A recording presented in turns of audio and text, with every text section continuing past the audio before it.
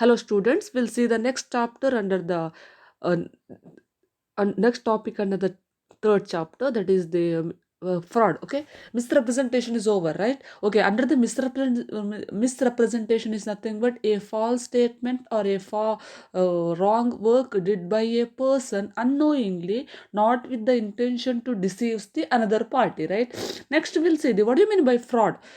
See, a false statement made knowingly or without belief in its truth, or like recklessly, careless, or whether it be true or false. A false statement under the it is the opposition of the misrepresentation. Knowingly or recklessly or with the carelessly, a person is giving a wrong statement or doing any wrong work with the intention to deceive the another party. The main intention here is to deceive the another party. Okay, or intentionally or deliberately a person giving a false statement to induce the other party to enter into a contract or to deceive the other party. See, intentionally or deliberately a person is hiding something, or a person is giving the wrong statement without for the purpose of induce the another by giving the wrong statement or by giving the wrong information. He trying to induce the another person, okay, induce the another person to enter into a contract or to deceive the another party. Okay, intentionally a person giving a wrong statement, or he is hiding a something material facts, is hiding some material facts deliberately. He is giving the wrong statement or false statement induce for the purpose of induce the other person to enter into a contract or to deceive the another party. This is the meaning of the fraud. Next, we'll see the what are the essentials of the fraud. First one, see, there must be a representation and it must be a false. There should be a representation, means a person should give some information or he should hide something, but it should be a false information. A person is giving true information, means we cannot call it as fraud. A person should that what the person gives some information, that information should be false. Next one, the representation must be related to a fact. The representation must be related to a fact. Okay, the representation must be related to a fact. Is nothing but that particular thing related to should be a particular fact. Mere opinion of or description is not regarded as representation of fact. Means, the for example, the opinion of another person, it cannot be cannot treated as a fraud. There should be a there should be a fact, there should be a thing that should be true.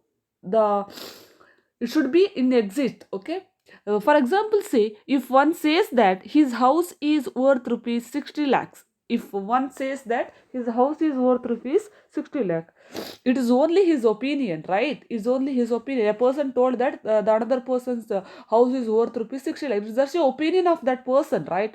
Whether if he says that he has paid 60 lakhs for his house, whether he says that he paid 60 lakhs for his house, no, it's just a opinion. So it is a representation made by him which is a fact. Okay, the opinion is not regarded as the fraud, that it should be a fact. Next one, the representation or statement must have been made with the knowledge of its falsity. The representation or statement been made with the knowledge of its falsity. At the time of giving the statement or any giving a representation, that person should know that is a false. Okay, without knowing the falsity means it becomes a misrepresentation. That at the time of giving the statement or at the time of giving the making a represent, at that time you should know that is the false. Okay, next one, the other party must have been induced to act upon the representation. The other party must have been induced to act upon the representation. For example, say if a person fraudulently informed B that his estate was free from any loans. Okay, B bought the estate believing the estate made by A to be true. In fact, the same estate was mortgaged to C, and A was fully aware of the that fact. Here, A is guilty of fraud which induces B to enter into a contract. Here, see, the other party must have been induced to act upon the here the purpose of the misrepresentation is to induce the another party to enter into a contract. Okay, next one, it must be committed with an intention to deceive the other party. Is over, right? Is the main intention to deceive the another party. Okay, next one, the other party must have relied upon the representation and must have been deceived. The other party must have relied upon, he should believe the representative. For example, one person is giving the wrong statement, means another party should believe on it and must have been deceived. He have been, should be deceived. Okay, next one, the other party acting on the representation must have subsequently suffered some loss. The other party, okay, the defaulted party, fraudulent party should suffer some losses. Otherwise, we cannot tell it as we cannot treat it as a fraud. There is no fraud without damage. If there is a damage to another part, another contracting party, then only there is a fraud. If there is no damage, we cannot say that there is a fraud. Okay, there should be some damages. Okay, next we'll see effects of fraud. As per the section 19 of the Indian Contract Act, a contract induces by as per the section 19 of the Indian Contract Act, a contract induced by fraud is voidable at the option of the defrauded person, the person who suffered from the fraud, right? The another contracting party, it is called the defrauded. The he can avoid the contract. It's voidable in the option of the defrauded person or aggrieved party, right? He can avoid the contract. He can avoid the contract. A party defrauded has the following remedies open to him. There are three options are there to the defrauded party or the aggrieved party. Okay, three options are there. First one, he can resign or he can avoid the contract. First option, he can resign or he can avoid the contract, or he can cancel the contract, and he can come out from the all the rules and regulations or the or agreement from the contract. He can cancel the contract. He can leave the contract. First one. Second one, he can insist that the contract should be formed and that he should be put in a position in which he could have been if the representation made have been true. Okay, he can insist or he can order the another contracting party to correct all the rules and regulations or to correct the particular contract, and he should be put in a position in which he could have been. ಒಂದು ವೇಳೆ ಸರಿ ಇದ್ರೆ contract, ಅವನು ಯಾವ position ಇಲ್ಲಿದ್ರೆ ಆ ಪೊಸಿಷನಲ್ಲಿ ಅವನನ್ನು ನಿಲ್ಲಿಸಲಿಕ್ಕೆ ಅವನು ಹೇಳಬಹುದು. If the representation made have been true, if the representation is true, then where he could have been, right, in that place he should be.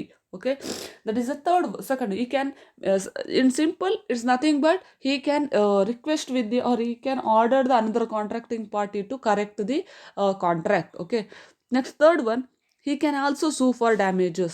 Third one, he can also sue for damages. Okay, he can sue for the damages. Okay, next, the exceptional circumstances in which a contract caused by fraud is not necessarily voidable. Okay, is in the effects of fraud, I already told the aggrieved party or the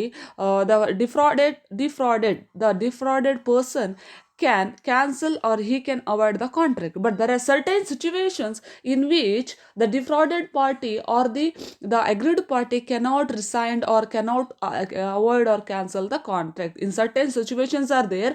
In these situations, the defrauded party cannot cancel or cannot avoid the contract. See, exceptional circumstances or situations in which a contract caused by fraud, if there is a fraud in the contract, it is not necessarily voidable. It cannot be voidable in the part of the aggrieved party. What are the situations? We'll see one by one. See, first one, where a party defrauded after becoming aware of the fraud affirms the contract or transactions either by express words or by an act which shows an intention to affirm it, he loses the right of recession. See, where a defrauded party, after becoming aware of the fraud, a particular party, a aggrieved party or defrauded party, he knows there is something fraud activities there. After knowing the fraud, he is continue with the contract means he loses the right of recession. ಅಲ್ಲಿ ಮೋಸ ಇದೆ, fraud ಆಗ್ತಾ ಇದೆ ಅಂತ ಗೊತ್ತಾದ ಮೇಲೆ ಕೂಡ ಆ ಪರ್ಟಿಕ್ಯುಲರ್ ಕಾಂಟ್ರಾಕ್ಟಿಂಗ್ ಪಾರ್ಟಿ ಅದರಲ್ಲೇ ಕಾಂಟ್ರಾಕ್ಟಲ್ಲಿ ಮುಂದುವರಿದ್ರೆ ಅಂಥ ಸಿಚುವೇಶನ್ಗಳಲ್ಲಿ ಆ ಮೋಸ ಹೋದ ಪಾರ್ಟಿ ಆರ್ ಡಿಫ್ರಾಡೆಡ್ ಪಾರ್ಟಿ ಯಾವುದನ್ನು ಆ ಕಾಂಟ್ರಾಕ್ಟಿಂದ ಹೊರಗೆ ಬರಲಿಕ್ಕೆ ಆಗುವುದಿಲ್ಲ. You should be, because after knowing the fraud he is continued with that particular contract, right? That is the fault of that defrauded party, right? So he cannot resign the contract in first situation. Second one, defrauded party or aggrieved party is not in a position to restore or return benefit received by him under the contract to the other party. In some cases, at the time of resign the contract in misrepresentation or in the fraud, the particular aggrieved party or defrauded party should return the benefit of what he received to the contracting party, right? Now, if the person is not in a position to restore the benefit what he received means, in that case also he cannot resign the contract. Next, third one, where the aggrieved party fails to exercise his right to avoid the contract promptly within a reasonable time. See, if a particular person want to avoid the contract, he should avoid or he should resign the contract within a reasonable time. For example, the person came to know about the fraud and he want to leave the contract, or he want to avoid the contract within the 2 days or 4 days, or within the 1 week, maximum 1 week or 1 month, he have to resign the contract, right? But after 1 year or after 2 years you want to resign the contract, there is no meaning, right? So a person is have to resign or have to leave the contract or cancel the contract within a reasonable time. If he is not resign the contract within a reasonable time means he cannot resign the contract after a reasonable time. This is the third situation. Next, the fourth one, where the third party has acquired rights in the subject matter of the contract in good faith and for value before the contract rescinded or avoided by the aggrieved party, the right of the aggrieved party to rescind the contract is lost. If a person where the third party has acquired the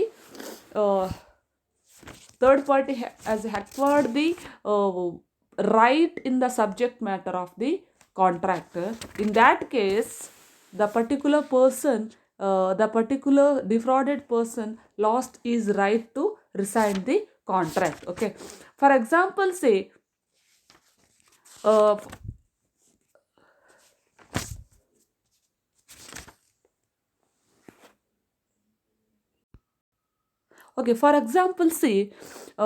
if a person obtains from a seller of goods by fraud, okay, if a person obtains from a seller of goods by fraud and before the seller rescinds the contract, disposes them to a bona fide purchaser for value. He already before rescind the contract, he already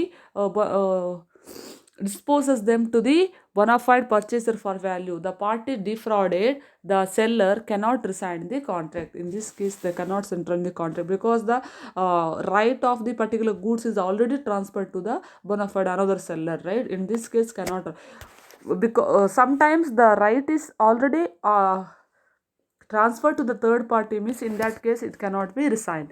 Next one, in the case of fraudulent silence, the party defrauded cannot rescind the contract if at the means of discovering truth by ordinary diligence but fail to discover the same. If the for example, in the case of fraudulent silence, the party defrauded cannot rescind the contract if had the means of discovering the truth by ordinary diligence but fail to discover the same. For example, by means of ordinary diligence, by seeing the ordinary person can also find the fraud.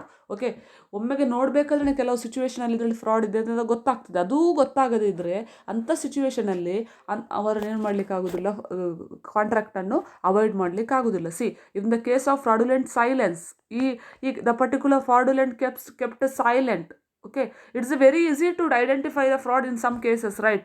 ಯಾರಿಗೂ ನೋಡುವ ಗೊತ್ತಾಗ್ತದೆ ಅದರಲ್ಲಿ fraud ಇದೆ ಅಂತೇಳಿ, ಆದರೂ ಕೂಡ ಆ ಫ್ರಾಡುಲೆಂಟ್ ವ್ಯಕ್ತಿಗೆ ಗೊತ್ತಾಗದಿದ್ದರೆ ಅದು ಅವನ negligence, right? Is not A is A sound minded person. He should have some common sense, right? Without using the common sense, if he's because of his negligency, he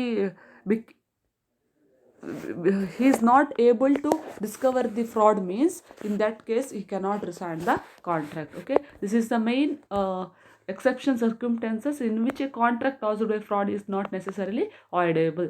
Next we'll see what are the main difference between the misrepresentation and fraud. Okay, it's very easy. We'll see what are the main difference between the misrepresentation and fraud. First one, intention. In the case of misrepresentation, there is no intention to deceive the another party, but in the case of the fraud, that intention to deceive the another party, right? Okay, this is the first one. The second one is the nature. While misrepresentation is innocent, innocently a person is giving the false statement, but fraud is willful or deliberate or not innocently. Okay. Next, third one, belief. In the case of misrepresentation, the person making the representation believes it to be true. Under the misrepresentation, the person is giving the who is giving the false statement, he believes that that particular subject matter is true. But under the fraud, the person making the representation does not believe it to be true, and but under the fraud, that person who's giving the wrong statement or wrong representation, he already knows that it is not true. Next one, recession and damage. In the case of misrepresentation, the aggrieved party can either resign the contract or can insist on its performance. He cannot sue for damages ordinarily. On the other hand, in the case of fraud, the aggrieved party cannot only resign the contract but can also sue the damages. See, under the misrepresentation, the aggrieved party can resign the contract and can or insist on its performance, or he can order for the, or can he request for the performance. Okay, correct performance. Okay, ಒಂದವನು ಏನು ಮಾಡ್ಬೋದು, cancel ಮಾಡ್ಬೋದು ಅಥವಾ ಅದನ್ನು correct ಮಾಡಲಿಕ್ಕೆ ಹೇಳ್ಬೋದು. Okay, but under the fraud he can he can cancel the contract, he can insist to perform the contract, or he can claim for damages. But under the misrepresentation, he cannot claim for the damages, but under the fraud, he can claim for the damages because it's intentionally, right? So next one, recession of the contract when the means of discovering the truth are available. In the case of misrepresentation, the aggrieved party cannot avoid the contract if he had the means of discovering the truth with ordinary diligence. But in the case of fraud, except fraud by silence, the aggrieved party can avoid the contract even if he had the means of discovering the truth with the ordinary diligence. Okay. In the case of misrepresentation, a aggrieved party cannot avoid the contract if he had means discovering the truth with the ordinary diligence. ನೋಡುವಾಗನೇ ಅದರಲ್ಲಿ fraud ಇದೆ ಅಥವಾ ಮಿಸ್ರೆಪ್ರೆಸೆಂಟೇಷನ್ ಆಗಿದೆ ಅಂತ ಗೊತ್ತಾಗುವಂಥದ್ದಿದ್ರೆ ಅಂಥದ್ದನ್ನು ನಾವು ಏನು ಮಾಡ್ಲಿಕ್ಕೆ ಆಗೋದಿಲ್ಲ, ಅವಾಯ್ಡ್ ಮಾಡಲಿಕ್ಕೆ ಆಗೋದಿಲ್ಲ. But under the fraud, same he cannot but in the case of fraud, except fraud by silence, ಸೈಲೆಂಟಲ್ಲಿ ಇದ್ದುಕೊಂಡು ಫ್ರಾಡ್ ಮಾಡಿದರೆ ಮಾತ್ರ ಅಂಥದನ್ನು ಏನು ಮಾಡ್ಲಿಕ್ಕೆ ಆಗೋದಿಲ್ಲ, ಅದನ್ನು ಅವಾಯ್ಡ್ ಮಾಡಲಿಕ್ಕೆ ಆಗೋದು. In other cases he can avoid the contract. Okay, this is about the fraud. Okay, differences. Then exceptional cases, in which cases that particular defrauded person cannot avoid the contract, and what are the effects of the fraud. 3 effects are there, and the essentials of the fraud and the meaning of the fraud. Okay, this is about the fraud. We'll see some other topics under the 3rd chapter in the next class. Thank you.